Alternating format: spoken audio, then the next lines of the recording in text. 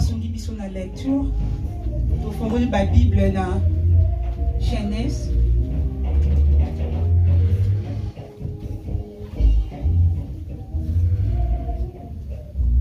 Genèse chapitre 37.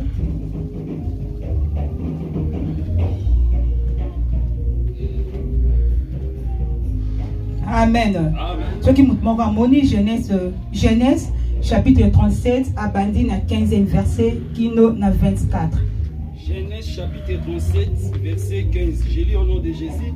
Amen. Un homme les rencontra comme il errait dans les champs. Il les questionna en disant que cherches-tu? Joseph lui répondit, je cherche mes frères. Dis-moi, je t'en prie, où ils vont paître les troupeaux.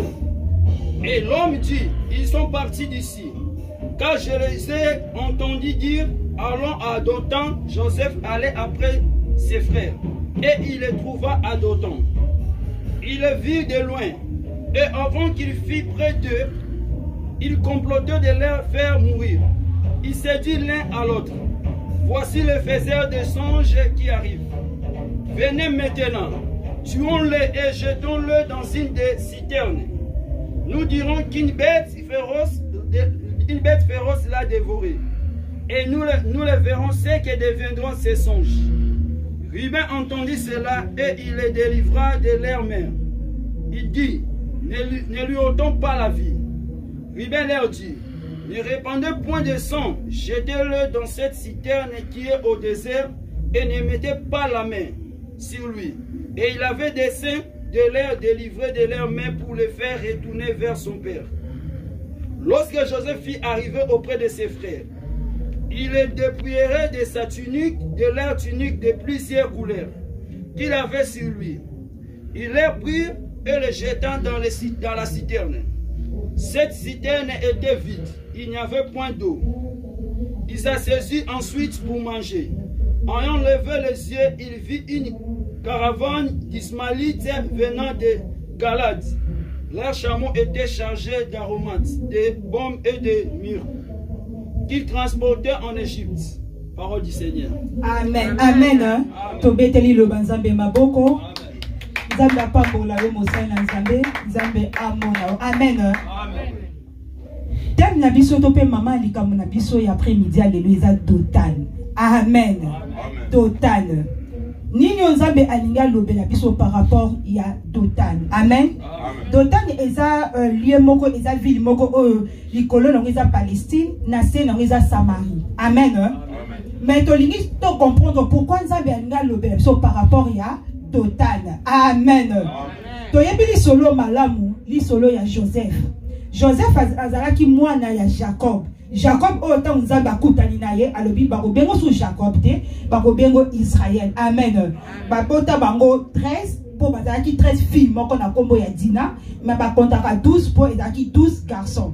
Alors Joseph azalaki moko ya mwana ya Jacob et pas ya mwasi ya Rachel. Amen. Alors likambo ya Joseph ezalaki nini? Azalaki aimé, azalaki mwana oyo papa na ye alingaki mingi. Pe asalaki tunique moko ya plusieurs couleurs. Amen. Mais Joseph azalaki pe na promesse moko oyo nzambe. Nzambe ayebisaki alakisaki epa ya Joseph nini oyo esengeli Joseph azala lobi. Donc alakisaki epa ya Joseph grandeur oyo esengeli Joseph azala lobi. Alors alekaki na nzela ya ndoto na nzela ya vision. Joseph tanga amoni vision a partager na bande kone na papa na ene bisika bitumba na ye ebandaki. Amen.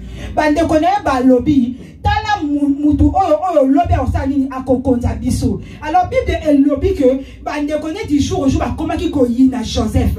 Alors bande connaît ba kendaki coopétre oyeza ba troupeau ya papa na bango. Alors elle kaki moi tango papa na bango ayebisi na Joseph. Alors bi kende o kende kozulanga ba nouvelle ya ndeko na bina ya bande konayo kuna bisika ba kendaki. Amen. bisika oyo totangi ndenge papa uti na otangi la biso na verset 15. Alors Joseph kokende abandi kokende akomi ayenge amoni bangote. Alors akutani na mutu moko atuni mutu ala atuni ozo luka nini. Alors bite na ye ko luka bande konanga abi na yo kaki bango koloba ke bake na Dotan. Alors Joseph tango apprendre ezaki nouvelle wana akitaki na Dotan po akende kokutana na bande konaye po amemela papa la bango nouvelle ndenge papa la bango atindaki. Amen. Alors kokoma na ye na kati ne ya Dotan bisika histoire ebandi. Amen. Joseph Oyo a qui révélation. Joseph Oyo a appelé na grandeur. Joseph Oyo nzambe azomoni na c'était azomoni likolo. Alors pour la prophétie et c'est réalisé ezaki na endroit moko esengaki ekokisama. Alors Joseph ye asuka en tant que moto ayeba kika ke nzambe alakinga alobi nanga ke na kozala mutu munene alobi nanga ka kotombolanga alobi nanga ke bandeko nanga na mopoti nanga bakogumba melanga mais po yango esalama ayeba kite lolenge esengela ke sala nini esalama. Amen. Et ça ndenge mo Bible so loba le biso ba d'Israël nzambe alaka ki bonke na kobimisa bino na komema bino na terre promise mais nzela o nzambe aleki sela ki bango moto moko te ayebaki bango peut-être ba yebaki ke no kobima en Égypte to ko directement na Cana on a plan ya nzambe esengela ki aleki sa bango na désert pour former bango. Amen. Tika pe na yebiso ke nzambe na nzela o akomema po okota na destinée prophétique na yo nanga oyebi yango te. Amen. Et pas ya Joseph amonaki alamgika na tongo ndenge mwana yeso azalaka papa atindi lobi kende kuna kende kosuilanga o eza ba nouvelle ya bandeko na yo. Amen. David pe ezaki ndenge moko papa na ye ayebisa bi kende na kuna pe na front bandeko no banda bakenda na zota sangola bango te kende o memelanga sangola bango. David tangu akomi aye kokuti eloko moko insikonsi moko tongo midi poko atela mapo akene na ko insulter le vrai Dieu, le Dieu d'Israël. David atuni nani oyo soki muto alongi moto oyo insikonsi oyo bakosala na ye nini. Amen. David aussi avait la promesse. Nzambe apakola ki David mafuta pour lobi akoma roi. Mais il savait pas ndenge sengela ki akoma roi. Nzoka ni ezala ki na Dotan moko na lieu moko na endroit moko et sengela ki accomplissement ya lobesa nini ekokisama. Amen. Pour okota na destinée prophétique na yo eza na bisika moko sengela nzamba lekisa yo. Eza na endroit moko sengela na yo oleka. Na David il savait pas. Ayeba ki na ete ye en tant que mwana o aza obéissant et pas ya papa. Abi kende ozulanga basango ya bandeko na yo. David ko kena zo kenzo zo yeba teke o kenda kota na destinée prophétique na ye. Aya on lo bana tongo alelo. Tikanza be ko bana la condition na destinée prophétique na yo. David azo kenda kei kokoma akomi akoko kuta insikonsi moko. O azo fika nzambe Israël abite. Ngesenge na kine na kwa agir. O kenda ki moko esenge ki nzamba sa nini a élevé. Amen. Amen. Atuna lobi soki muto alongi Goliath ba sala nini yoka balobi akoba na mwana ya mokonzi. Hallelujah. Alléluia. David tango ayoki alobi tenga isengeli na sauver honneur ya nzambe nanga yazo mona aokende po a sauver honneur ya nzambe nzoka de plan ya nzambe na kata vie na ye eza na ko se réaliser. Joseph pendenge moko obéissant na kende na ke kotala bande konanga musejo sala mandenge nini joka de ko kende azo kende po kota na destinée prophétique na ye. Alors akutani na moto moka tuni ozo yenga bwendenge nini alobi te nazo luka bande konanga balobi na bango ke to yoka ki balobi ba kende na Dotan. Kokende David Joseph azokende ne bande kone batena musika babita la faiseur de chant de sonjoyo aye lisusu na bandoto na ye to boma ye to tala soki bandoto ne sanini ekokoki samba. Amen. Amen. Donc on a ça comme méditer sur passage oyo. Alléluia. Na bandi ko tu na nzambe Seigneur pourquoi Dotan? Pourquoi il fallait ça la makaka na Dotan? Alléluia. Amen. Amen. Tout le monde a la Bible dans 2 Rois. 2 Rois 6. 2 Rois 6. 2 Rois chapitre 6, verset 13. 2 Rois 6, verset 13. 2 Rois 6, verset 13, j'ai lu au nom de Jésus. Amen. Et le roi dit, allez et voyez où il est. Et je le ferai prendre au vin, lui dire, je le ferai prendre du vin. Lui dire, voici il est à Dothan.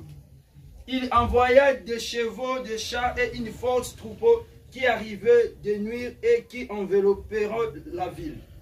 Le serviteur de l'homme de Dieu s'éleva de bon matin et sortit. Et voici une troupeau entourait la ville, avec des chevaux et des chars. Et le serviteur dit à l'homme de Dieu, ah mon Seigneur, comment ferons-nous? Il répondit, ne crains point, car ceux qui sont avec nous sont en plus grand nombre que ceux qui sont avec eux. Élisée pria et dit l'Éternel, ouvre ses yeux, pour qu'il voie. Et l'Éternel ouvre les yeux du serviteur, qui vit la montagne pleine de chevaux et de chars de feu autour d'Élisée. La parole du Seigneur. Amen. Amen. Amen. Dotan pezala ki bisika oyo. Mose Nanzambe, le prophète Élisée, a salaki qui demeure naïe. Donc, bisika Élisée abanda ki kovanda. Amen. Bible ezo loba na que Syrie na Israël bakomaki na guerre. Alors makambo nyonso o Syrie bandaki ko borisa na nkuku, nzamba bandaki ko révéler ngo epa mosali na ye Élisée, pe Élisée azo memela roi. Alors Syrie e bandaki er nyonso na komitu na nenge nini makambo nyonso tozo sala, roi wana azako yebango. Roi o ya Syrie avani spatabi nani o aza traître, azo mema ba makambo na biso epa ya roi ya Israël. Amen. Nzora de ezalaki te ke moko na bango azalaki traître, mais ezalaki ke nzamba zaki ndeko laki c'est pas mosali na ye, nde mosali nazo mema epa ya roi. Alors moko ya basali pe o ya roi ayabite eza na mosala nzambe moko kuna Élisée o azo mona ta makambo zo sama na kati ya chambre na yo nde azo memela roi. Amen. Donc Dotan ezaki lié moko ya révélation et ezaki bisika oyo ke mosala nzambe soka fandi azo mona ta oyo zo sala na kati ya chambre na yo. Amen. Alors roi wana tanga ayoki bongo nde atelemi na ba char ndenge Bible zoloba na ba char na ba ke ba entourer ville. Alors na tongo Élisée alamka bima boye amoni ba char amoni ba chevaux amoni na armée o wana nyonso. Élisée a prié et pas nzambe c'est Seigneur frappé bango d'aveuglement. Alors mosali moko pe ya Élisée a tenu et pas Élisée le mokonzi ozomona babiloko nso toko sa sorti ndenge nini. Élisée sambe le binza be fongola misu anzabe tanga fongoli mosali na misu. Bible le bi amoni armée moko koleka armée oya mona ki na life physique. Amen. Donc Dotan eza bisika oya scène prophétique eza bisika ya révélation. Yango il fallait que Joseph accorde la carte destinée kaka na Dotan. Amen.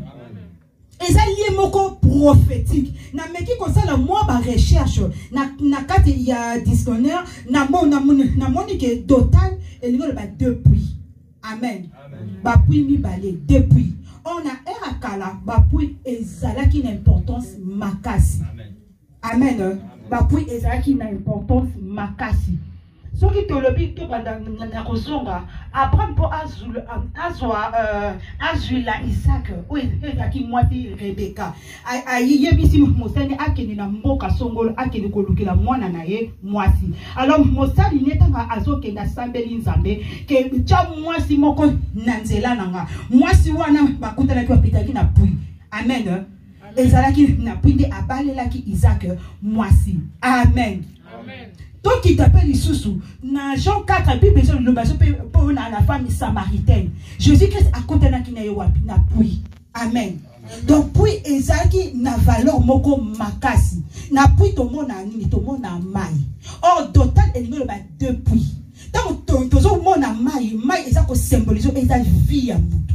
Oh eza vie. Alléluia. Mon kilikuto eza koloba que l'eau c'est la vie. Amen. Mais dans la Bible l'eau c'est la parole de Dieu. Yanga tango Yesu Christ akuta na mwasi wana. Alobi soko yeba ki mutu azo sengo mai. Ngata mutu ngana se yo mutu ngo senga nga mai. Pourquoi? Pour mai yo ngana na ko pesa yo. Eza mai o ekauka katepe ya mutu ko shayi wapi na motema no. Amen. Donc mai o ya banaki na kolobele eza mai physique te. C'est la vie. Amen. Que na ko pesa eza bomo ya seko. Amen. Dotan oyo pe noloba puis oyo tozo lobela mai. Amen. Donc Joseph a se retrouvé entre deux vies. Na Dotan. Alléluia. A se retrouvé entre deux vies. Vie à Joseph en tant que moine à Jacob, aimé, fils aimé. Vie à Joseph en tant que Moussa Nanzambe, mais c'est à côté de la destinée prophétique. Alléluia. Mais c'est le loko moko et salama.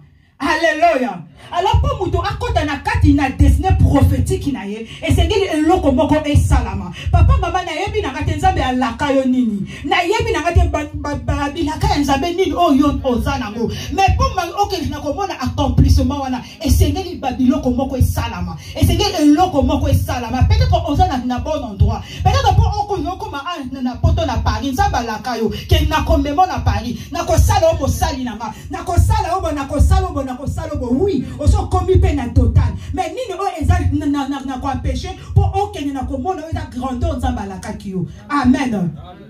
Nini o eza na ko empêcher o mona grandeur nzambe alaka kiyo.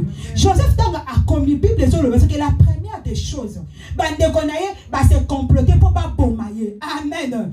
Alors Ruben a yo qui passe le biti to bomaye te papa na biso akozanga kimia. Amen. Tant Joseph a commis et pas il y a bande konaye et l'autre bosso balongola qui est unique. Oh et la mawana et banaki na kolesa bolingo nyoso ya papa oh la qui envers moi nanaye. Amen. Ya et l'autre oh liboso pour côté na kata destinée prophétique na yo et c'est ngena on s'est dépouillé na on est ya mokili. Amen. Ya nzambe ba sangisa kaete et pas nzambe ba ya 50-50 te. Ya tika je source manque comme ça démaïté que oza mama il clair to posa ma ya bolote et c'est ngena yo mama il est à la maille boko ya clair. Amen. Alléluia. Alors, et loko oyo ya liboso balongo la kezala ki tunique. Et là-bas oyo bandaki ko la kisa bolingo oya papa. Et là-bas ezaki na ko représenter peut-être famille na ye. Et c'est là qui Joseph balongo la yango. Amen. Amen. Pour okota na kata destinée prophétique na yo. Et c'est là on s'est dépouillé na oyo nyose ekoki na ko empêcher okota. Alléluia. Alléluia. Nzambe ndaki bonsambe na ye ayeba ki esengela ki Alexa ba Israël na kati ya désert na kati ya désert de esengela ki ba so formation na kati ya désert de esengela ki nzambe a trier. Alléluia. Alléluia. Joseph ba lokolo ezaki tunique elamba o ezalaki na ko représenter une nouvelle vie, donc une autre vie. Et Seigneur qui ne peut à côté de la carte vie au Yassiga. Joseph et Seigneur qui était à la de la banque Kembo. Entre ta azana kwa na ilamba o ya famille na ye. Amen. Pour au côté de la carte destinée prophétique na yo, c'est dépouiller nan. Na kinga yiwana, na lo lenge no o ya lipota na yo, na ba comportement, na ba péché. Amen. Ba sangi sakanzambe te. Tala lelo o to bimisi sa monsieur incapable. Pourquoi? Parce que tout ça n'a pas tunique. Alléluia. Tozana nakati yaba tunique. Bible zo lo banabiso moto moko atuna ki Yesu Kristo mutuna alobi na bina sala nini po na landa yo alobi po o landanga tika libota na yo tika nyonso po sala nini landanga ya po okene na ko mona gloire nzambe esenge no yo okene na ko perdre Babylone ko mususu. Ce qui opère nanute, ba habitude na yo ba comportement le biloko yo linga ba péché chéri wana. Ce qui opère ngote ya tika na iso ko za kaka na dotane, mais okokota na destinée prophétique. Alléluia. Okozala kaka na dotane. Ozana yo source, mais ozo pesa mal, ozo pesa vite. Et Seigneur no sanini, on se débarrasser nanu. Alléluia. Et Seigneur no sanini, on longola nanu. Bible zo lo bana biso Yesu Christ azuba yekoli. Azuba ngo misa ku Pierre, Jean na Jacques. Habito ke na montagne, to ke de ko sambela. Tamo ba komi na montagne, Pierre, Jean na Jacques ba lali. Yesu abali ko sambela. Na ko sambela wana Bible bike aspect na e changer. Le lenge nesanini e bongwani e lamba na e komi pembe pe batu mi bale babimi Moïse na Eli. Amen. Pi atamu alamuki alobi mokonzi to salata abandaku moko ya Eli moko ya Elise moko oya Moïse moko ya Eli. Amen. Amen. Amen. Elingi kolakisa que tango moto ozo kota na destinée prophétique na yo et Seigneur na yo liboso aussi bien un changement. Le legi no Seigneur échanger. Amen. Yesu Christ message à l'égard qui appelle ça bango que na yé lokola Moïse pour na libérer, na yé lokola Eli pour na que ko restaurer. Amen. Na yé pour na que na ko restaurer, na que na ko zo réconciliation o et katana ki ya papa na bana na ye. Amen. Amen. Donc, Allah qui s'est bango o ezaki destiné prophétique na bango. Alléluia. Alors Joseph balongo la ki o ezala ki robe. Tango balongo lié o ezaki tunique o ya papa na ye ba boke na kata citerne. Alors tango ba boaki ba moni o ezaki ba zoya ba lobité o leke totike a to te kaye. Bazu initiative ya côté kaye tango nde bateki Joseph kokene bisika akenda kine bisika o lilo banzabe sa kinini et ça accomplissaki. Amen. Et loko nyoso na kata vie ya moto eza na porte moko y'entrée et loko moko na kata vie ya moto eza na début moko boya. Amen. Ya ceux qui ont raté début ya ceux qui fait na eux et loko ezati. Alléluia. Yango nazo te ya biso tozo te ya na biso nyoso awa ya esenge na biso oki na komiso kisa soko bana na nzambe lo biete lelo bada na nzambe ndo malamu. Alléluia. Pourquoi pour nzambe azana ba plan moko merveilleux lobi likolo ya vie ngana yo mais esenge na ngana yo tokene na ko se dépouiller esenge na ngana yo toza na biloko o to perda pour na nzambe. Alléluia. Oyo Paul a lobby o izaki Paul na bénéfice lobby lelo comme loko la perte on perdra nini ti lelo mwana nzabozo China ti lelo mwana nzabozo Tonga ti lelo mwana nzabozo ndoki o ye disposa ndoko lokaka. Amen. Mais oza kosela okota na destinée prophétique ken nzambe wana. Alléluia. Amen. Alléluia. Amen. Soko olingi omona loboko nzambe eloko na liboso se dépouiller. Alléluia. Amen. Ndenge moko pe Bible ezoloba na biso na aveugle moko abele linsambe tanga yoki kake mokonzi aza koleka abele fils de David aie pitié de moi. Alors Yesu tango atelema yoki kiwana atelemi ayebisi yaka me mutona po apuse ne pa ya nzambe eloko o libosa sala kini Bible lobi atika ko sala ki monto na ye. Amen. Amen. Bartimée atika ke o ezala ki manteau na ye a se dépouiller. Donc par là tu comprends que manteau wana ezaki pe na ko empêcher Bartimée pour mon gloire ensemble. Tango ayoki kaka mokonzi abeleli ke yaka habité lelo eza jour nanga ya délivrance. Alors eloko nyonso o e empêcher quand Seigneur sani na se débarrasser nango atelemi atika manteau atelemi atika vie wana bi na ke kokutana na nouvelle vie. On se liga au monde le bon mais aussi longtemps on